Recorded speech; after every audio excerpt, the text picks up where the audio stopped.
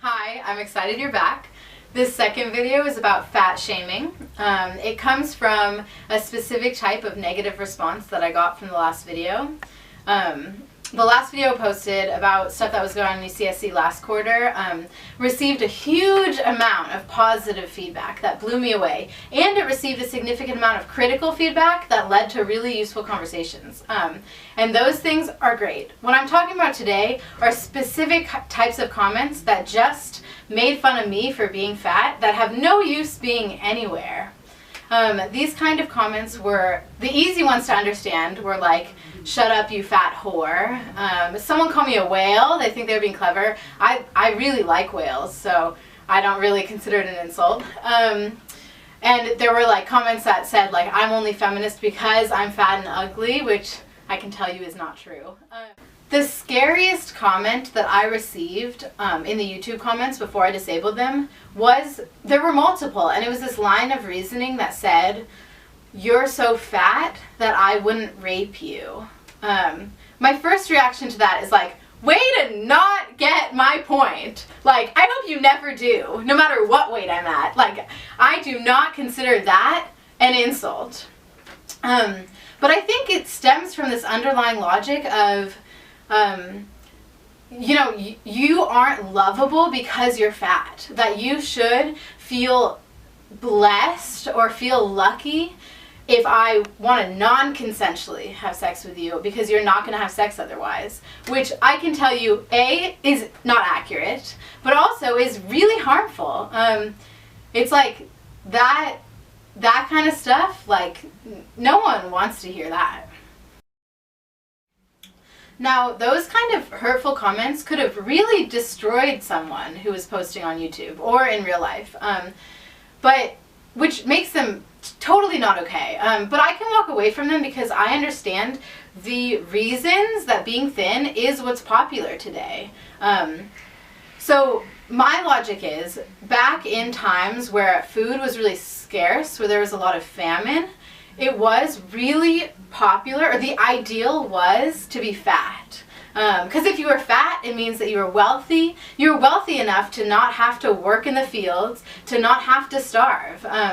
So like, I'm sure that they're like, gods were fat and like they worshipped fat women. Like, it was great to be fat.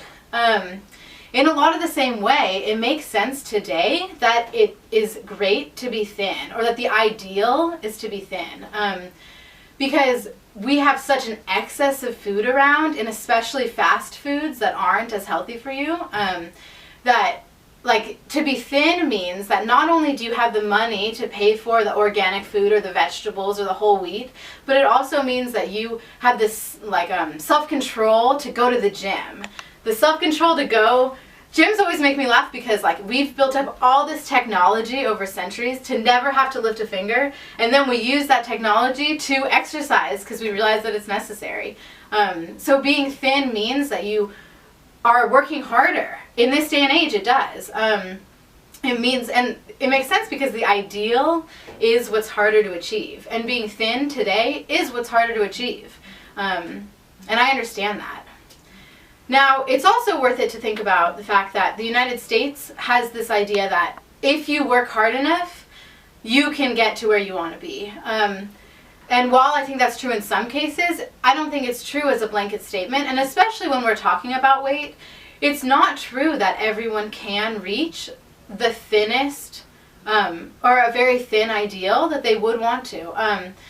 Whether it's genetics, whether it's by the amount of money that they can spend on healthy food, or a lot of other factors. I think it's important to recognize that just because we hold something to an ideal doesn't mean that it's necessarily achievable, and to treat it like it is always achievable, and that if someone isn't achieving the ideal of being thin, it's because they're lazy or don't care or are greedy or aren't trying hard enough.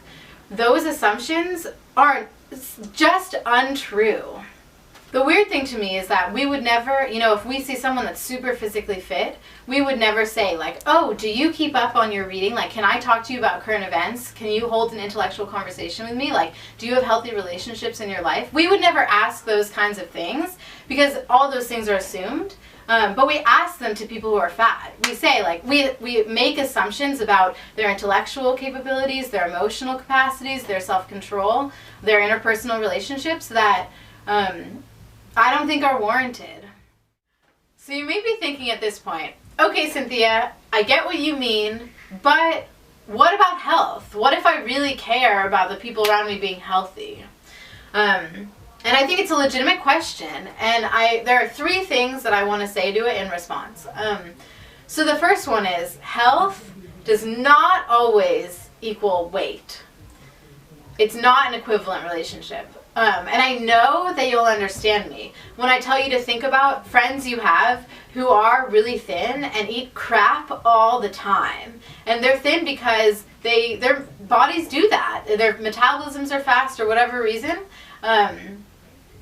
But they're not necessarily healthy. And I think that if the question was really about health, it would be addressed to everyone, because unless you know somebody's eating habits and like exercise regimen, you don't know if they're healthy. It's not what shows when you look at them.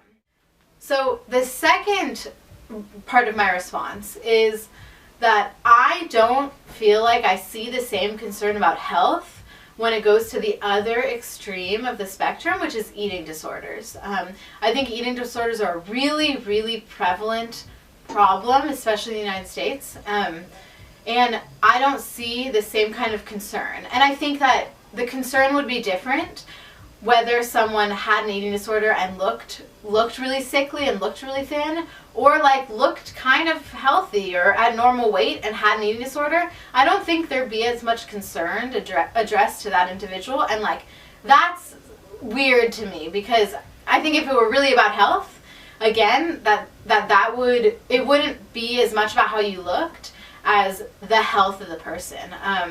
That eating disorders are kind of saying, like, I don't want to be fat to the extent that I would risk being hospitalized, and I don't think that that's healthy, but that's not usually part of the conversation. It makes me think about the BMI chart at my doctor's office, that I'm right in the category of obese, like by like just a sliver. And I know that I am overweight, but I am not obese. But you have to look at the other end of the spectrum too, which says that 100 pounds would be healthy for me because I'm just above 5 feet tall. But I can tell you for a fact that if I were 100 pounds, I would not be healthy. I'd be in the hospital. Like, there's no way that my body could do that. I could stand to lose a little bit of weight, but the chart is kind of skewed for somebody whose body isn't mine.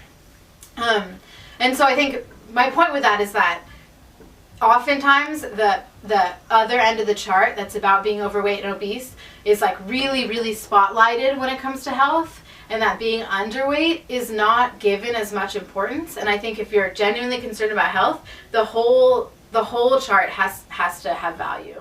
So the third and final point that I want to make, and arguably the most important point in the video, is that if you're really concerned about someone's health, fat shaming is not the way to go about it. That if you care about someone being healthy, your care for their physical health has to be matched by your care that they're emotionally healthy, that they're involved in healthy relationships, that they're academically healthy or healthy in their job performance. And all those things are interconnected. That if you're willing to make someone feel awful about themselves under the guise of, oh, well, I want them to be healthy, it's like you're only caring about one section of their health, which is the physical health, and you're not caring about their health as an entire person. In that case, I would challenge you to think about what kind of health you prioritize over other kinds of health. And the reason I think it's important is that if you know, it can be like, oh, it can be a matter of concern, like, oh, I just want to make sure someone's healthy as a person, but I don't think it's actually valuing them as a person. It's seeing them as a target for their weight. But if you value them as a person, you want to care about every part of them. And I think the reason that I find it so important to make this video is that it's almost like by being fat, we're seen like we're looked at as less than people, as less than human. And there isn't enough representation of fat people who are happy and who have friends and who are doing well. it's like a radical act. I was reading an article today. It's a radical act to be fat and happy, and like that shouldn't be radical at all. And like, so I'm here to say, like, I exercise to the extent that I want to, eat relatively healthy to the extent that I'm happy with, and I have a huge number of friends who I love. I have a huge number of classes that I'm doing well in and things I enjoy thinking about. My life is stable, and I'm really good where I am, and I can do all that stuff while being somewhat fat. And it's not the end of the world. And like the most important thing is like I can still love myself even if I don't fit into the standard of thinness that's around. I can still love myself, and like I can find people who love me no matter what I look like. And it's actually really important for me to know that someone loves me no matter what I look like, because if they didn't, like, that's not good enough. Like, I know that I'm not worth it, and other people have to know that too. And the same thing applies to you, that you better love the people in your life and love yourself no matter what you look like, because that is just dumb. So, thanks for sticking around. I hope it means something, and I'm excited to see you next time. Have a good week.